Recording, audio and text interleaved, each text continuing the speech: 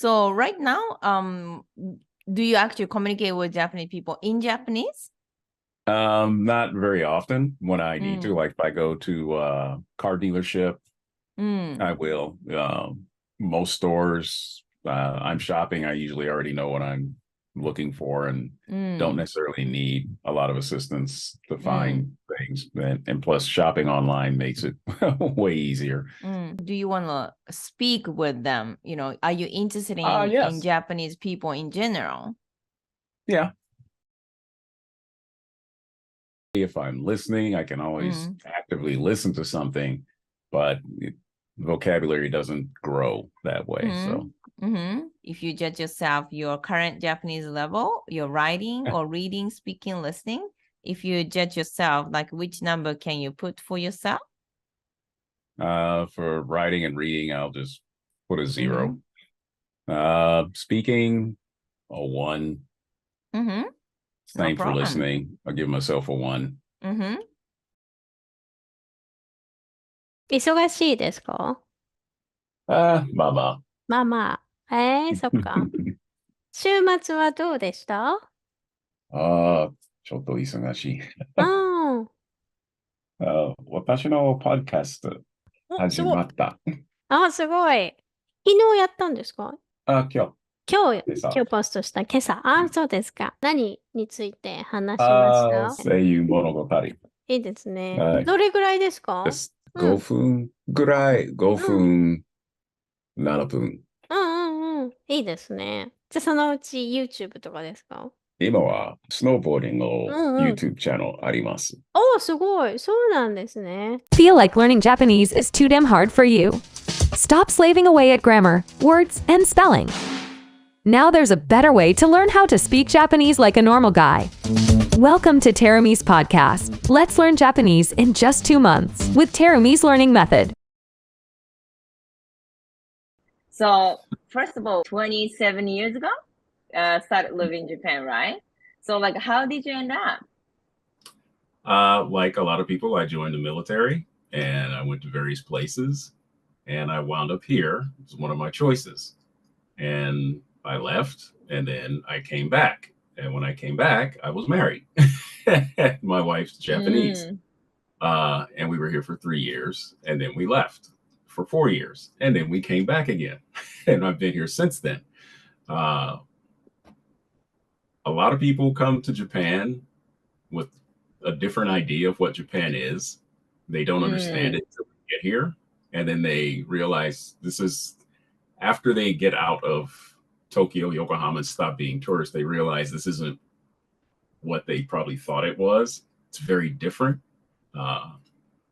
And it's like any place else. Once you learn about the country, you appreciate it a little bit differently.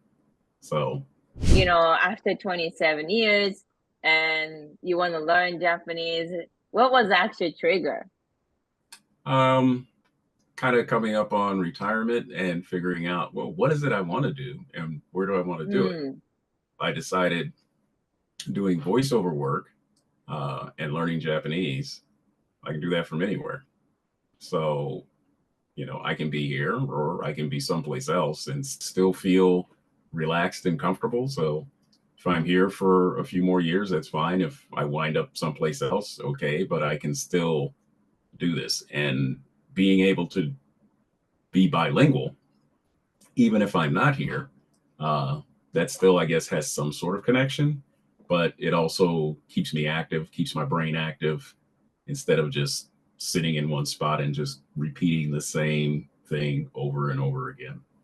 Amazing. And then, you are learning Japanese related to some podcasts and related to your lifestyle. It's more like fun to learn because this is related to your, activity and motivate yourself.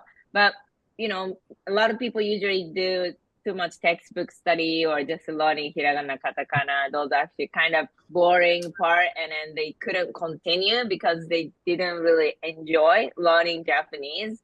So like, Erickson, before meeting up our school, Japan Language Factory, what kind of actually study did you do? And you didn't like it so much? The exact same type of studying. I focused on grammar. and I focused on hiragana, katakana, reading. I mean, the first thing you learn in Japanese class, kore wa pen desu. And how often do you use it? It's become kind of a joke and a meme, but using functional Japanese is much better. How was the experience during the master course, especially you taking our master course with Shino lately? So how was the lesson? The lessons were good. And it's kind of, you get out of it what you put into it. So if you challenge yourself, then of course your instructor is likely to up their game to, help you up yours. So started off slow, got to what I would call mediocre. I still have a lot more effort to put into it. So going into the next course, the funny thing is there's so many words that I know just from living here. The trick is putting them together. And it just being afraid to put it together in the wrong way. And if you have an analytical head, and that's kind of what I do is, wait, no, I can't say it this way. I must say it this way. I found myself falling back into that trap. So there's going to be a lot of effort in this second go around, but it's going to be worth it on the end. What was actually the reason you actually move forward to this level 2? It means a new year resolution again, 2024. Yeah, that's part of the reason I want to continue the study. I didn't feel I accomplished what I set out to in the first portion. I plan to accomplish that. I'm not trying to be fluent. I have no plans to run for office, become a TV star. I want to be able to speak at a functional level. I can go to the store. Right now I can go in the store. I can ask for certain things. I can pull out my phone and look up my phrases. It's nice to have that understanding. You feel more comfortable in your surroundings that, you're not going to panic because, why is everybody running this way? Somebody just said something and now everyone's going this way. Well, I should probably go that way too, but I would like to know why. Even you can make an emergency call. You can even really actually have the topic of public transportation. So, you can call emergency, or you can actually have some emergency situation, like where everybody going. Now you can understand the reason you can go. So yeah, it's going to be more safe. And also, of course, it's you can enjoy understanding for sure. So, especially Erickson, like 27 years later, you actually really have nice, like a retirement life, having podcasts and also learning Japanese, even you can feel more progress. So can you actually give us the advice to the specific people like already live in Japan quite many years and they feel maybe old, because a lot of people actually say, oh, I'm already 55. Oh, I'm already 60. I am not the age that I can learn Japanese.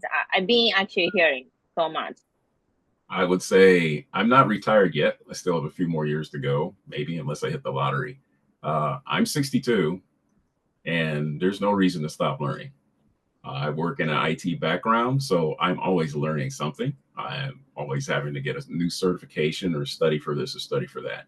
So the only time you're too old to learn is if you think you're too old to learn.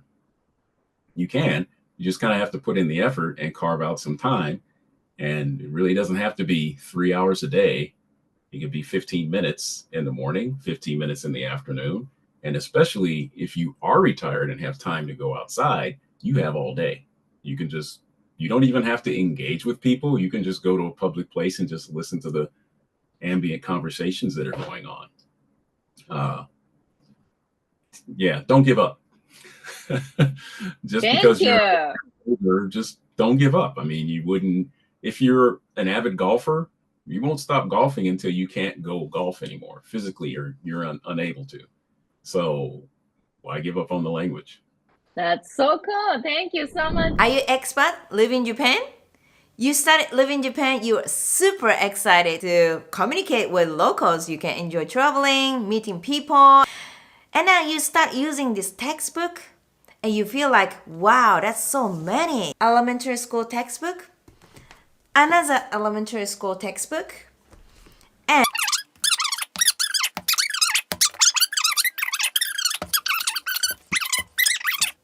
how many hours should you study? Let's think one more time. In order to communicate like a normal guy, you can do everything in the basic everyday life. Should you finish all those textbooks? Otherwise, you won't understand what they're talking. You cannot express yourself, anything. First of all, there are always two ways to learn languages. One is documentational language. The other one is conversational language.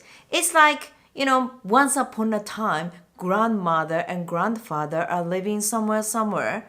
Or, hey, what's up? How's it going? Which is conversational. What is the most effective way to learn how to speak Japanese?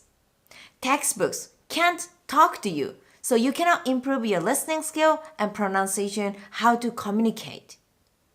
So why Japanese children can speak Japanese so quickly? Because they are learning conversational Japanese. The good news is, in Japan Language Factory, we have a specific learning structure to improve your conversational Japanese. So you can join the conversation, you can understand what they're talking, you can respond quickly, and express what you are thinking. If you want to be able to speak Japanese as soon as possible, join our free consultation to figure out what is the fastest way to start speaking Japanese.